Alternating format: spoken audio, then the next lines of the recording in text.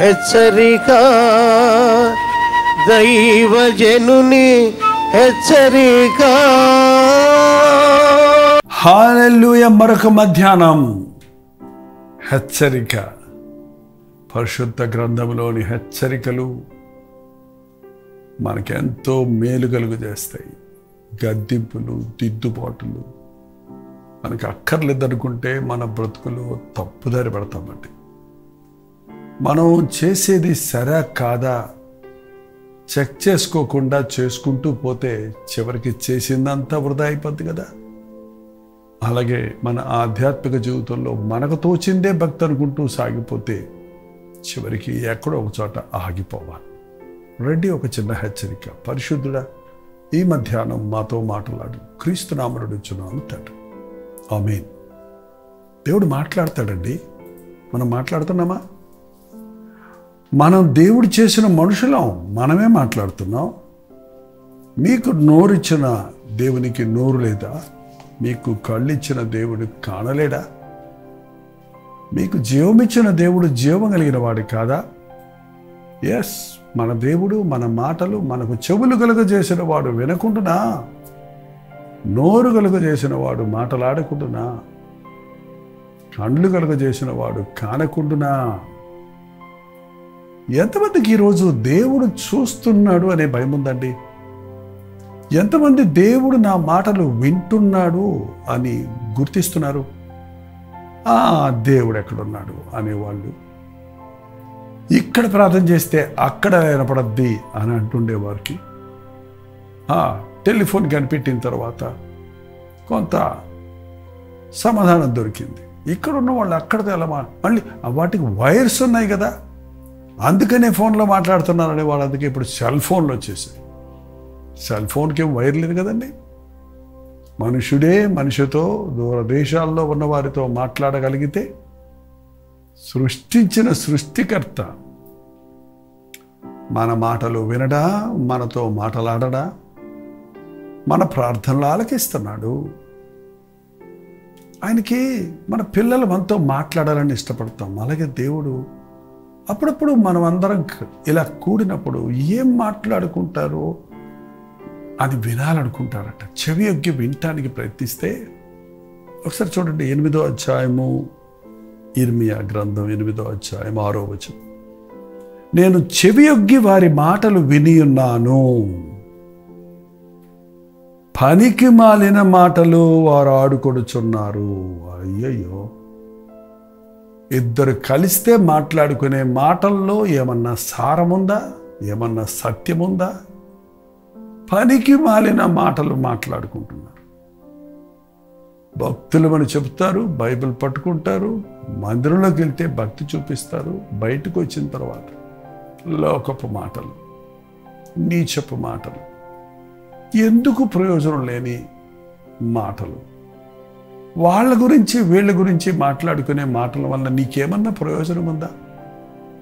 ఎదుటివారి తప్పులు పట్టుకోవడానికి ప్రయత్నించినంతసేపు నీకేమైనా ప్రోత్సాహం కలుగుతుందా? ఇదే పనికి మాలిన డబ్బుల గురించి, వస్త్రాల గురించి, ఎస్టేట్స్ గురించి, రియల్ ఎస్టేట్ గురించి, వాళ్ళను వీళ్ళు, వాళ్ళ భార్య ఎవరు, వీళ్ళ భర్త ఎవరు, వాళ్ళు ఎప్పుడు ఎందుకు విడాగు, ఇవన్నీ ఎందుకండి మనకి? దేవుడు మన మాటలు విన్నప్పుడు, పనికి మాలిన మాటలు మాట్లాడుకుంటున్నప్పుడు ఆయన ఎంత బాధపడతాడు. నేనేమి చేస్తానని చెప్పి తన చెడుతనం గురించి పశ్చాత్తాపడువాడు ఒక్కడ కూడా కనపడతలేదు. ఒక వ్యక్తిని కలిసినప్పుడు, నేను నిన్ను దూషించాను, నన్ను క్షమించు, నీకు ద్రోహం చేశాను, నన్ను క్షమించు, అసలు నా బ్రతికేంటి ఇంత నీచమైన స్థితికి వెళ్ళిపోతుంది, నా కోసం ప్రార్థించు, నేను అర్థం లేని బ్రతుకు బతుకుతున్నాను, నా మనస్సాక్షి సరిలేదు, నా ప్రవర్తన సరిలేదు అని నేనేమి చేసితేనని తన తప్పును తను తెలుసుకొని పశ్చాత్తాపడేవాడు, ప్రభు కృప కొరకు వేడుకునేవాడు అక్కడ కనపడతలేదట.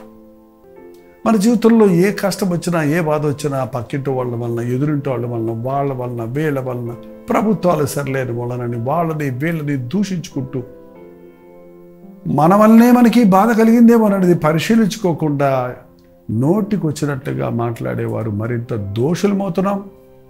ఎటువంటి సహాయము దేవుని దగ్గర నుంచి పొందలేకపోతున్నాం. దానికి బదులు మన జీవితంలో కష్టం వచ్చినప్పుడు, నష్టం వచ్చినప్పుడు, అనుకున్నది అనుకున్నట్టుగా జరగనప్పుడు, ప్రభువా నేనేమి చేసి తిని, నాకెందుకు ఈ శ్రమ, నాకెందుకు ఈ బాధ నీవు అడిగితే, ప్రభు సన్నిధిలో ప్రార్థిస్తే నీ ప్రార్థన వినే దేవుడు నీకు విరుగుడిస్తాడు, జవాబిస్తాడు. అంతేకాదు నిన్ను క్షమిస్తాడు. అంతేకాదు నీ జీవితంలో నీ విఫలతలు సఫలమవునట్లుగా ఆశీర్వదిస్తాడు. ప్రార్థన. పరిశుద్ధుడా నీకు వందనములయ్యా. ఒట్టి మాటలతో మా బ్రతుకులను వెళ్ళపుచ్చుకోక, నేరారోపణ చేస్తూ సాతాను పనిలో మేము పాలిభాగస్తులమైపోక, నిన్ను మహిమపరిచే మాటలు, మా స్థితిని గ్రహించుకొని పశ్చాత్తాపడి నీ చిత్తము ఎరగాలనే ఆశతో కూడిన ప్రార్థనలు మాకు నేర్పించమని క్రీస్తు నామములో అడుగుచున్నాను తండ్రి. ఆమేన్. తండ్రి అయిన దేవుని యొక్క ప్రేమయు, కుమారుడైన క్రీస్తు యొక్క కృపయు, ఆదరణకర్త అయిన పరిశుద్ధాత్మ యొక్క సహవాసం కూడి వచ్చిన మనందరికీ ఇప్పుడున్నో సదాకాలము తోడేయడం కాక. ఆమేన్.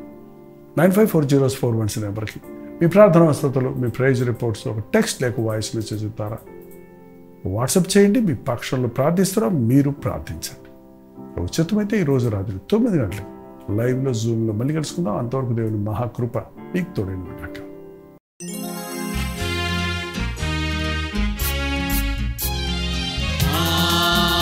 Hallelujah, hallelujah, hallelujah. Hallelujah, hallelujah, hallelujah. Kalvari preme madhuram, madhuram. Kalvari preme madhuram, madhuram. Kalvari preme madhuram, madhuram. Kalvari preme madhuram. Hallelujah, hallelujah, hallelujah. Hallelujah, hallelujah, hallelujah.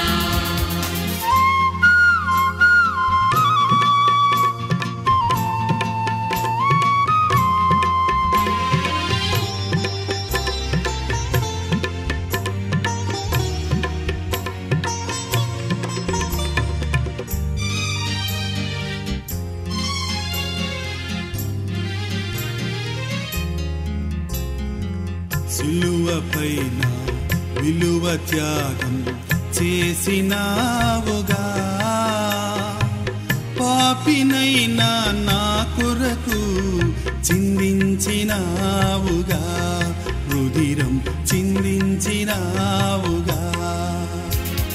Calvary ప్రేమే మధురం, కలువరి ప్రేమే మధురం, కలువరి ప్రేమే మధురం, కలువరి ప్రేమ